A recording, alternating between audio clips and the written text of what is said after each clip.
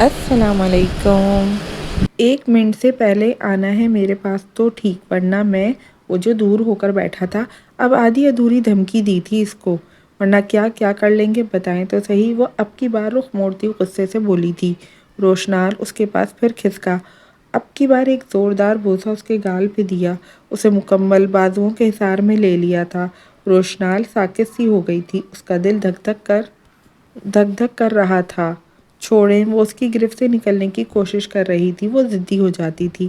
اچھا اب بتائیں آپ کیا کہہ رہی تھی؟ کہ میں پچھتا رہا ہوں آپ کو غلط عادتیں ڈال کر، اور پھر کہہ رہی تھی میں کیا کر لوں گا؟ وہ پھر سے اسے اپنی گرفت میں مضبوط کرتا بولا تھا۔ میں بہت کچھ کر سکتا ہوں زوجم، بھول گئی ہیں کیا؟ وہ کچھ گزرے لمحات میری سنگت میں جو آپ نے گزارے بھول گئی ہیں تو یاد کرا دوں؟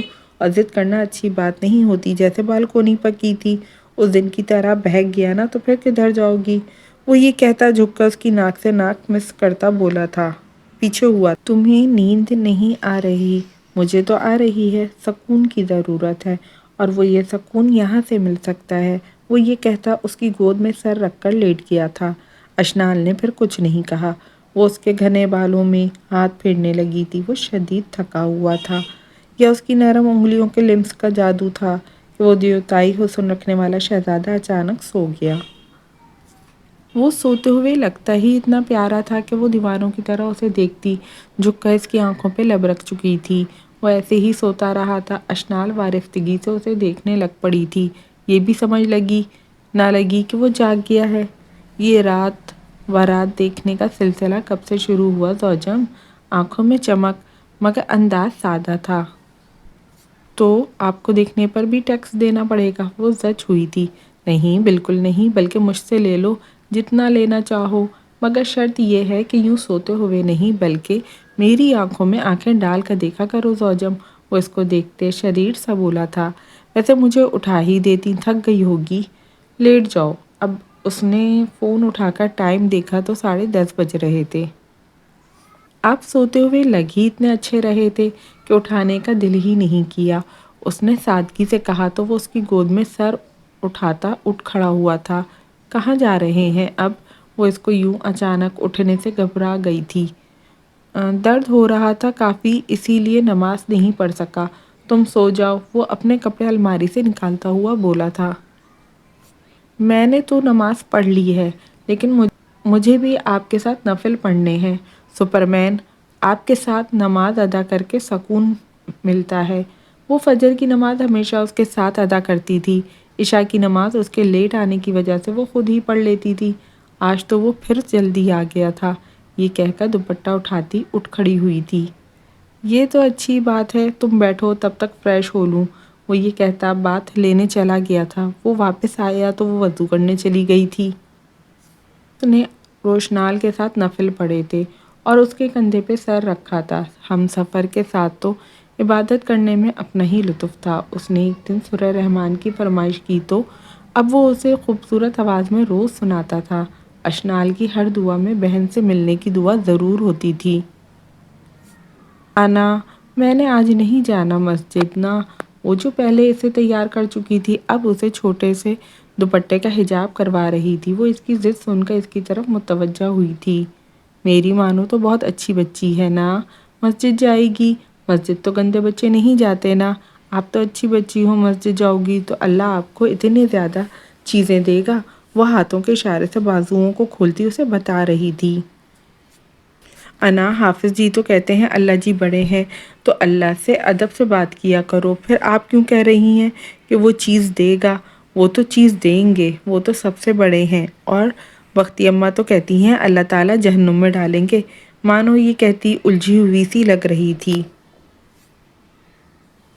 ابھی تم چھوٹی ہو، جب بڑی ہوگی تب بتاؤں گی۔ اور اللہ ایک ہے، اس لیے اللہ کو آپ کہنا کفر میں شامل ہوتا ہے۔ اللہ کو تو کہنے سے ثواب ملتا ہے، اس کے ذہن کے آسان لفظوں میں سمجھا رہی تھی۔ مگر اس کی دوسری بات سن کر سوچنے لگ پڑی تھی کہ اس چھوٹی سی بچی کے ذہن میں اللہ کا ڈر ڈال دیا گیا ہے، پھر بھی وہ مسجد نہیں جاتی تھی۔ دراصل ہم اپنے بچوں کو اللہ سے ڈراتے ہیں، اسے کبھی محبت سکھائی نہیں جاتی، تبھی تو وہ اللہ سے دور ہو جاتے ہیں۔ ان کے کچے ذہنوں میں ہم ڈر ہی بٹھاتے ہیں، اس لیے تو وہ خدا کا خاکہ اپنے ذہن میں عجیب سا بنا لیتے ہیں۔ اگر ہم ان کو اللہ سے محبت سکھائیں نا تو وہ اللہ ہی کو دوست سمجھیں، اور خدا کی محبت تو پھر سب محبتوں سے برتر ہوتی ہے۔ جب آپ مجھ جتنی ہوگی تب آپ کو ہر چیز کی خود بخود سمجھ آ جائے گی، وہ اسے بتا رہی تھی جب محلے کے بچے حلیمہ، سعدیہ اور ایک چھوٹا بچہ بھاگتا ہوا آئے۔ مانو مسجد چلو، حافظ جی مرغا بنائیں گے، کچھ دیر میں اپنے ساتھ لے کر چلے گئے۔ بچوں کی بات سے اسے یاد آیا کہ مرغی اور اس کے بچے پنجرے سے باہر نکلنے ہیں۔ اس نے دھیرے کی نیچے سے ہلکا سا پنجرا اٹھایا تو وہ کل آبادیاں کھاتے۔ ماں کے ساتھ نکل پڑے۔ وہ کچھ دیر ان کو دیکھتی، جھاڑو اٹھائے صحن کی طرف آ چکی تھی۔ مسجد سے بچوں کے پڑھنے کی آوازیں آئی تو اس نے وقت دیکھا تھا۔ 4:45 بج چکے تھے۔ بختی اماں کے چارہ لانے سے پہلے اس نے ساری صفائی بھی کرنی تھی اور ہانڈی بھی بنانی تھی۔ اس نے سوچا تھا وہ جلدی جلدی کر لے گی۔ ہلکی ہلکی ہوا کی وجہ سے درختوں کے زرد پتے سارے صحن میں بکھرے پڑے تھے۔ ایک دفعہ آگے ہو کر ماں کو دیکھنا مناسب سمجھا۔ آگے ہو کر دیکھا تو وہ ایک سادہ سا پیج اٹھائے اس کے نوٹ بنا رہی تھی۔ وہ تعصب سے سر ہلاتے پھر سے صحن میں آ چکی تھی۔ منال نے سوچا کہ ان کے ذہن سے ہر چیز خالی ہو گئی تھی، کوئی شے ان کو یاد نہیں تھی، لیکن ان کے ذہن کی خالی سلیٹ پر لفظ دولت کا نشہ ابھی تک تھا۔ وہ شاید مرنے تک رہنا تھا۔ اس کی ماں ہر چیز لے کے آئی تھی، زیورات، پیسہ، وہ سب کے سب جو کے تو بیگ میں پڑے ہوئے تھے۔ وہ ہاتھ میں مشکل لگاتی تھی۔ وہ چیزیں دیکھ کر ہی اسے وحشت ہوتی تھی۔ ان چیزوں نے اس کی خوشیاں چھین لی تھی، سکون برباد کر کے رکھ دیا تھا۔ ان کی وجہ سے سب کا اعتبار ٹوٹ گیا تھا، اور سب سے بڑھ کر حسنال بخت جیسا محبت کرنے والا شوہر روٹھ گیا تھا۔ میں نے کتنی بار سمجھایا ہے مت جایا کرو اس عورت کے قریب منال پتر، اس کا دماغ خراب ہے، تمہارا تو نہیں۔ مجھے کیا پتا تھا کہ وہ تمہارے ساتھ یہ حال کرے گی، نہیں تو میں گھر سے نکلنے کا سوچتی نہیں۔ لیکن اس رب کا میں جتنا شکر ادا کروں کم ہے، وہ تو مانو میرے پیچھے نہ آتی تو وہ پاگل خدا نخواستہ تمہارے بچے کے ساتھ کچھ کر دیتی۔ وہ اس کے سر پہ کوئی گھریلو ٹوٹکا کر رہی تھی، جن کے بالوں میں کٹ وغیرہ لگے ہوئے تھے۔ وہ اسے ڈاکٹر کے پاس لے کے گئی تھی جو سمینہ بیگم نے کئی جگہ سے کاٹ دیے تھے۔ وہ اتنے زیادہ خراب تو نہیں ہوئے تھے لیکن کچھ حد تک، کچھ سر پہ زخم بھی ہو گئے تھے۔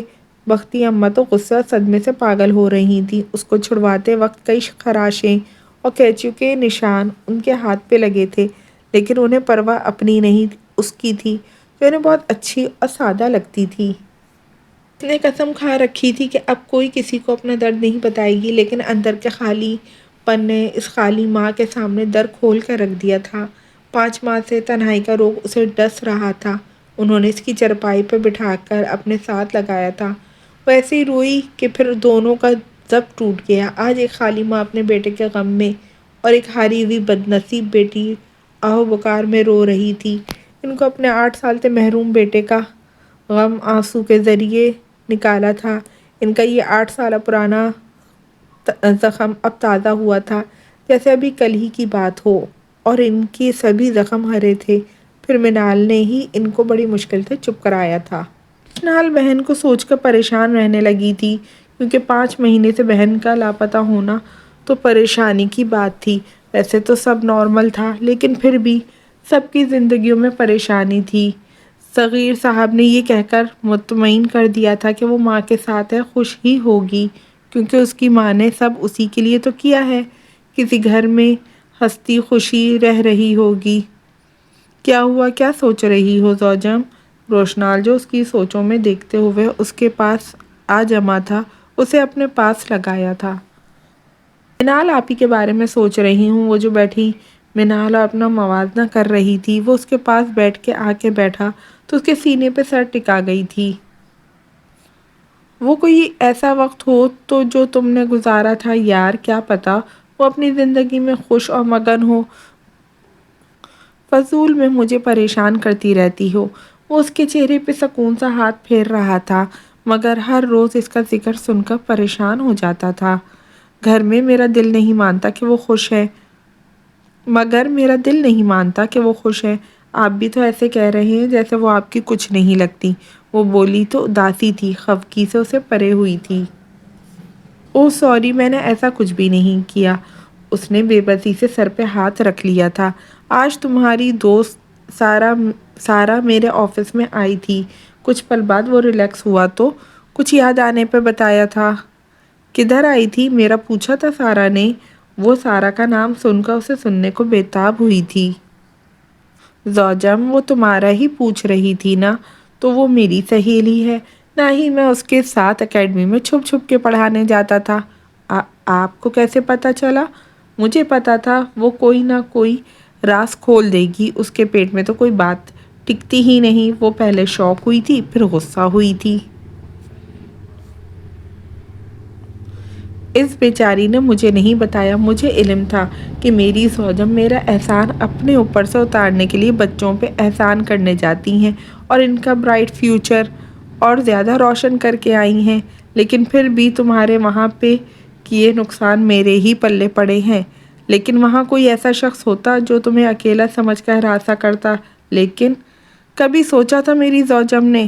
تم تو محض 10-12 ہزار کی خاطر میرا قرض اتارنے نکلی تھی، اگر اس کے بدلے تم میرا کوئی بڑا نقصان کر دیتی۔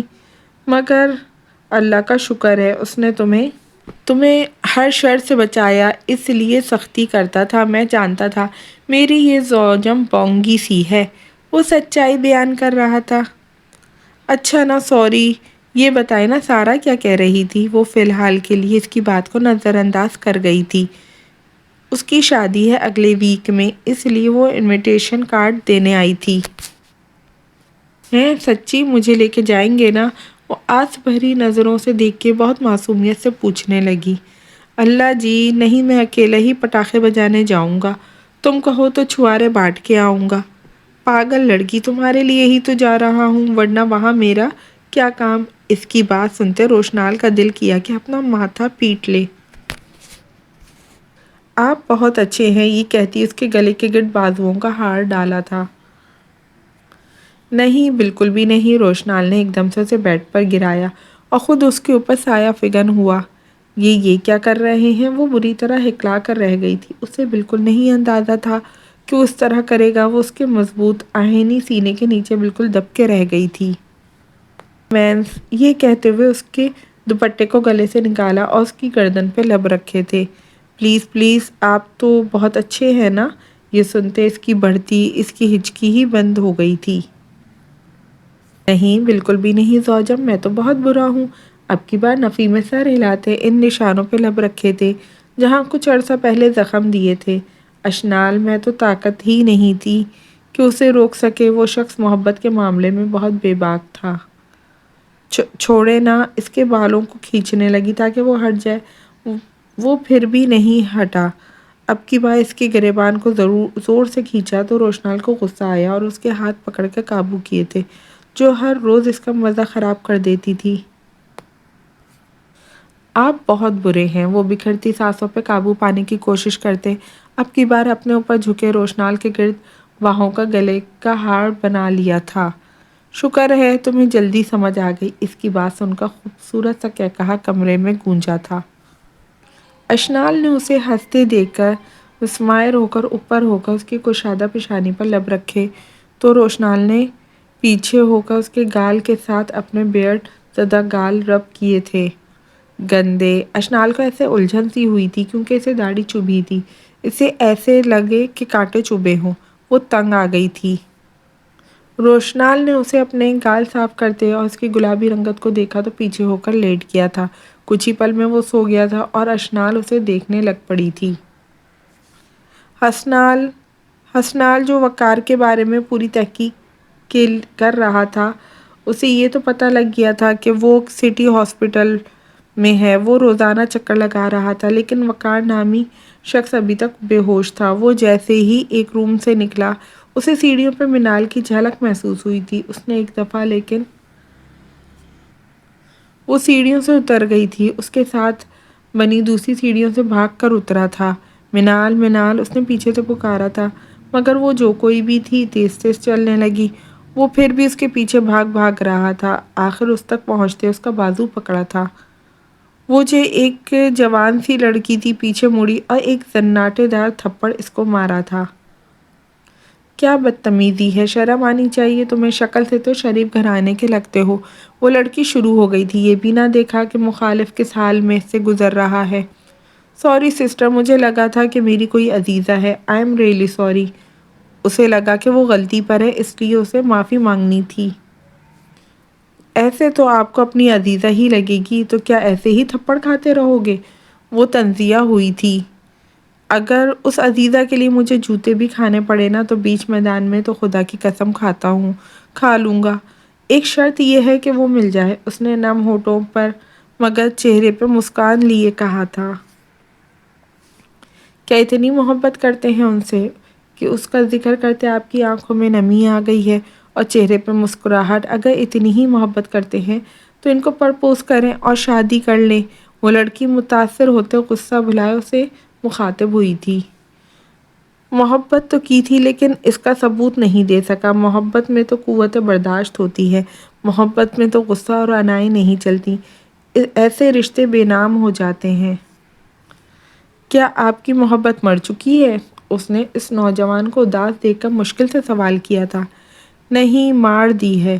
محبت نہیں مری، میں نے مردہ کر دی ہے۔ وہ یہ کہتے تیز قدموں سے باہر نکل گیا تھا، اپنے رشتے کی سچائی بھی نہیں بتا سکا تھا۔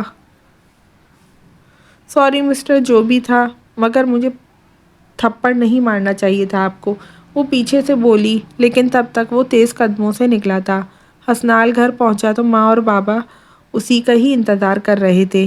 کہاں تھے تم پچھلے 15 دنوں سے؟ وہ جیسے ہی لانج میں پہنچا، صغیر صاحب کی گرجدار آواز آئی تھی۔ منال کو ڈھونڈ رہا تھا، اس وقار نام کے ہوش آنے کے انتظار میں ہوں۔ مجھے منال کا کچھ پتہ چلے، اس نے بغیر کسی لگی لپٹی جواب دیا تھا۔ اور لگ گیا پتہ، پچھلے 5 مہینوں سے میں یہی سن رہی ہوں کہ تم اسے ڈھونڈ رہے ہو۔ اگر وہ تمہارے ساتھ زندگی گزارنا چاہتی تو وہ اس گھر میں پلٹ کے قدم ضرور رکھتی۔ کتنی بار بتا چکا کہ وہ اپنی ماں کے ساتھ گئی ہے، اب خوش ہوگی۔ کیا پتا وہ اپنی ماں کے ساتھ اس ملک سے ہی چلی گئی ہو۔ کتنی دفعہ تمہیں سمجھا چکے ہیں، لیکن تم تو پاگل ہو گئے ہو اس کے پیچھے۔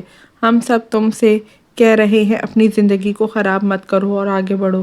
ان کے ایک لفظ میں سچائی تھی، اس لیے حسنال چند پل کے لیے خاموش ہو گیا تھا۔ پھر جیسے ان کے کہنے منال کا ہی قصور نظر آیا تھا۔ وہ صحیح تو کہہ رہے تھے کہ اس نے ایک بار بھی بخت ویلا میں قدم نہیں رکھا تھا۔ اس کا مطلب تو صاف تھا کہ وہ اسے دور رہ کر خوش تھی۔ بڑھ جاؤں گا آگے، لیکن ایک دفعہ اس بے وفا کو خوشیوں بھری زندگی میں دیکھنے کی خواہش ضرور ہے۔ وہ تو ماں کے ساتھ ہی خوش ہے، جانتا ہوں، مگر ابھی وہ میری پابند ہے اور کچھ حساب بھی کلیئر کرنے ہیں، تو میں کیوں تنہائی کا بوجھ سہ رہا ہوں؟ وہ دل کی کیفیت کو سمجھے بغیر بول رہا تھا۔ اور وقار کے ہوش میں آنے تک ہر روز ہسپتال جاؤں گا، کیونکہ اس نے بہت ساری لڑکیوں کی زندگیاں خراب کی ہیں۔ حساب تو بنتا ہے نا۔ اور فکر نہ کیجیے، میں کام پر ہی جاتا ہوں۔ محبت نے روک ضرور لگایا ہے، لیکن آوارہ نہیں ہوا، یہ فکر مت رکھیے گا۔ وہ آہستگی سے کہتا لمبے لمبے ڈھنگ بھرتا اوپر چلا گیا تھا۔ آج صبح سے ہی موسم ابر آلود تھا، رات کو بارش بھی اچھی خاصی ہو چکی تھی۔ وہ جو کام کر چکی تھی، اب اس کی طبیعت کچھ حد تک بہتر تھی، لیکن ہاتھوں پہ چھالے بھی درد کرتے تھے۔ وہ تو بختی اماں سے روٹی تندور پہ سیکتی رہتی تھی، وہ جتنا اسے منع کر لیتی لیکن اسے کوئی اثر نہیں ہوتا۔ کبھی ہاتھ جل جاتے تو کبھی زیادہ چلنے سے پاؤں سوج جاتے تھے۔ وہ چھالے زدہ ہاتھوں پہ کولگیٹ لگانے لگی۔ ویسے تو اس نے سارا کام کر لیا تھا۔ وہ جو ماں کو صبح کھانا کھلا کر آئی تھی، اب ماں کے کمرے میں آئی تاکہ انہیں دیکھ سکے اور کوئی چیز ان کے لیے پکا کر رکھے۔ امی، اس نے انہیں پکارا۔ آج وہ سکڑے سمٹی چارپائی پہ لیٹی ہوئی تھی، کوئی بات نہیں کی تھی۔ پچھلے 2-3 دن سے ان کو پاگل پن کا دورہ بھی نہیں پڑا تھا۔ وہ اب تھوڑی بہت کوئی بات، کوئی لفظ کہہ دیتی تھی۔ منال اب خوش تھی کہ اس کی ماں ٹھیک ہو رہی ہے، مگر یہ نہیں جانتی تھی کہ وہ مرنے کے لیے ٹھیک ہو رہی ہیں۔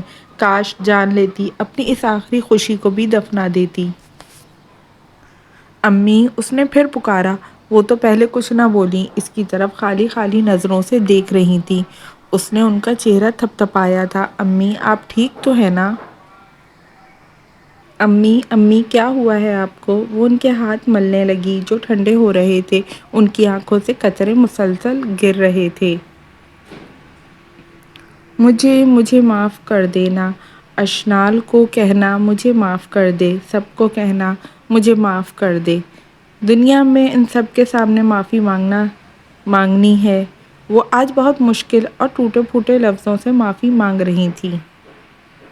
اشنال جو ان کو آج پورے 5 مہینوں بعد اور کچھ دنوں بعد بولتے دیکھ رہی تھی، جو آج بے بس تھی بری طرح۔ موت کا فرشتہ ان کے گرد منڈلا رہا تھا۔ منال سمجھ نہیں سکی وہ کیوں معافی مانگ رہی ہیں۔ اس نے ان کے ٹھنڈے ہوتے ماتھے پہ ہاتھ پھیرا اور گھبرا گئی تھی۔ ان کے آنسو صاف کر چکی تو سمینا بیگم نے اس کے ہاتھ اپنے آگے کیے اور چومے۔ بہت ہی شدت بے بسی سے آخری بار دیکھنے لگی تھی۔ منال سوچ رہی تھی کہ وہ کسی طریقے سے ان لوگوں کو لے کے آئے، ان کی ماں ان سے معافی مانگ لے، مگر یہ کیسے ممکن تھا؟ موت وقت تو بالکل نہیں دیکھتی۔ اس کی ماں بھی زندگی ہار رہی تھی۔ ہم اپنی ساری زندگی میں ہر چیز کو تسلیم کر لیتے ہیں، ہر حقیقت، ہر خوشی یا غم کو بھی کہیں نہ کہیں ایڈجسٹ کر لیتے ہیں، اپنی پوری زندگی میں ہر چیز کی پلاننگ اور سیٹ اپ کر لیتے ہیں۔ ہم اپنی ساری زندگی میں ہر چیز کو تسلیم کر لیتے ہیں، ہر حقیقت، ہر خوشی و غم کو بھی کہیں نہ کہیں ایڈجسٹ کر لیتے ہیں، اپنی پوری زندگی میں ہر چیز کی پلاننگ اور سیٹ اپ کر لیتے ہیں، مگر نہیں کرتے تو ایک موت کی نہیں کرتے، جو ایک تلخ حقیقت میں ہر چیز، خواہش، حسد، جوانی، خوبصورتی کو کچلنے کے لیے تیار کھڑی ہوتی ہے۔ موت تو کسی ذی نفس کو نہیں بخشتی، اصل حقیقت ہی تو موت ہوتی ہے۔ کچھ پل ان کے ہلتے لبوں کو دیکھتی رہی اور دیکھتے دیکھتے ان کے ہلتے لب اور آنکھوں کی پتلیاں ساکت ہو چکی تھیں۔ میں نے اپنے صبر کی انتہا دیکھی جب اپنی مرتی ہوئی ماں دیکھی۔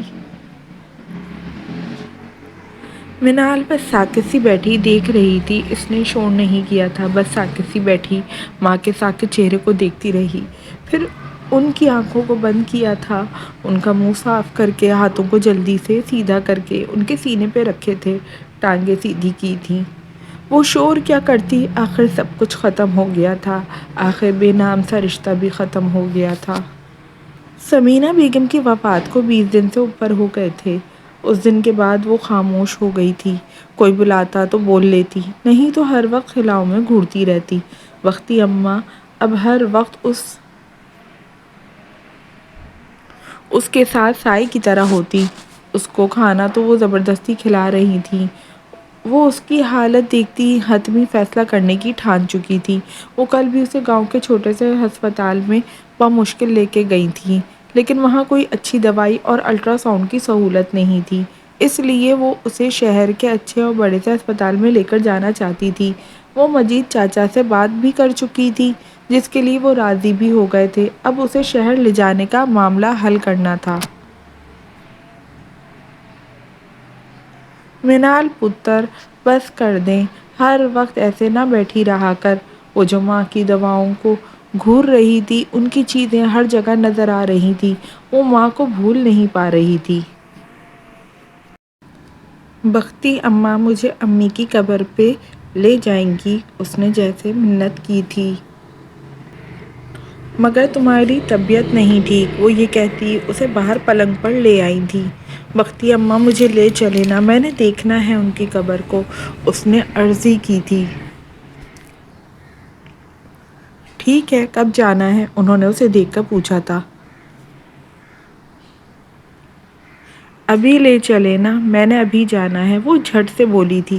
اچھا بیٹھو، میں تمہاری چادر لے آتی ہوں، وہ یہ کہتی اٹھ کھڑی ہوئی تھی۔ وہ چادر لے کے آئی تو منال پوری طرح سے خود کو ڈھانپ لیا تھا۔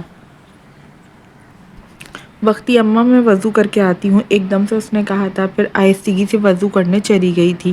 وہ کچھ پل میں واپس آئی تھی۔ بختی اماں اٹھیں تاکہ نلکا چلا کے اس کے لیے پانی نکالیں اور وہ آسانی سے وضو کر لے۔ جو آستینیں اوپر کر رہی تھی، وہ کھڑے ہو کر ہی وضو کرنے لگی تھی۔ بختی اماں اسے دیکھنے لگی، جس کے ہاتھ پاؤں سوج رہے تھے۔ وہ پانی نکالتی رہیں جبکہ اس نے بامشکل وضو کیا اور دوپٹے سے چہرہ صاف کرنے لگ پڑی تھی۔ وہ ایک دم سے وہ پہلے دن والی منال کا موازنہ کرنے لگ پڑی، جو پہلے دن بہت ہی پریشان تھی دکھائی دے رہی تھی۔ جب سے وہ آئی تھی انہیں بہت پیاری ہو گئی تھی۔ وہ اسے اب خود زبردستی صحن میں لے کے آتی۔ بے شک وہ چپ رہتی تھی، لیکن اس کا گھر میں چلنا پھرنا، کام کرنا، ماہنور کی چھوٹی چھوٹی خواہشات پوری کرنا، ان کی سب کی بہت زیادہ عادت ہو گئی تھی۔ وہ اب گھر کی فکر سے آزاد ہو کر کھیتوں میں کام کرتی تھی۔ انہیں اس کی کنڈیشن بہت زیادہ فکر تھی۔ وہ اسے زبردستی دودھ مکھن کھلاتی تھی، جس سے اس کا چہرہ تو ٹھیک تھا، لیکن وہ جانتی تھی وہ لڑکی اندر ہی اندر خود کو ختم کر رہی ہے۔ اس لیے انہوں نے ایک بکری بیچ دی تاکہ شہر جا کر اس کا علاج کرا سکے۔ اس کے لیے انہوں نے منال کو کہا بھی تھا۔ فی الحال تو وہ نہیں مانی تھی، پھر بھی وہ اسے منوانے کے لیے تیار تھی۔ وہ یہ سوچ رہی تھی کہ اسے کیسے منائے، مگر فی الحال کوئی کارآمد ترتیب ان کے ذہن میں نہیں رہی تھی۔ بختی اماں چلیں وہ اٹھی تو وہ سوچوں میں ڈوبی ہوئی تھی۔ اس نے انہیں ہلکے سے پکارا تھا، منال بچے تو ادھر ہی رک، میں آ رہی ہوں۔ وہ یہ کہتی چلی گئی تھی۔ پھر کچھ دیر بعد آئی تو ان کے ہاتھ میں پرس تھا۔ چلتے ہیں، وہ اسے لیے دروازہ بند کرتی ساتھ چلی تھی۔ منال بامشکل چلتے چلتے قبرستان میں آئی۔ قبرستان کافی دور تھا۔ انہوں نے اس کی امی کی قبر کی طرف اشارہ کیا، جہاں باقی قبروں سے ہٹ کر ایک اکیلی قبر تھی۔ وہ سوچتی رہ گئی تھی، کتنی پرسکون سی جگہ تھی، نہ کوئی جھگڑا، نہ کوئی رنجش، نہ کوئی دھوکہ، نہ کوئی طعنہ۔ حسن، غرور، جوانی، قابلیت، دماغ، ہر چیز یہیں پڑی رہ گئی تھی۔ بے شک قبروں کا عذاب تو کسی نے نہیں دیکھا، لیکن وہ رب عفو بندہ کو معاف کرنے والا۔ وہ آہستگی سے چلتی ماں کی قبر کے قریب چلی آئی تھی۔ کچی قبر کے اوپر کانٹے سے پڑے ہوئے تھے۔ اس چھوٹے گاؤں میں اس کی ماں کی قبر تھی، جو محلوں میں رہنے کی عادی تھی، جو بہت زیادہ مادہ پرست تھی۔ کہاں کی پیدائش، کہاں کی رہائش، اور کہاں یہ آخری ٹھکانہ۔ ہر طرف ایک سکوت سا تھا۔ اصل جنت میں یہ لوگ رہ رہے تھے، سارے سکون سے، خاموشی سے رہ رہے۔ مرنے کے بعد رب تو شاید معاف کر دے، مگر دنیا والے جیتے جی جینے نہیں دیتے، اور مرنے کے بعد شکووں کا انبار اپنے پاس رکھتے ہیں۔ وہ اس کچی قبر کے ساتھ سر ٹکا گئی تھی۔ کئی دیر ماں کی ٹھنڈک کو محسوس کرتی رہی تھی، گویا وہ اس کے ساتھ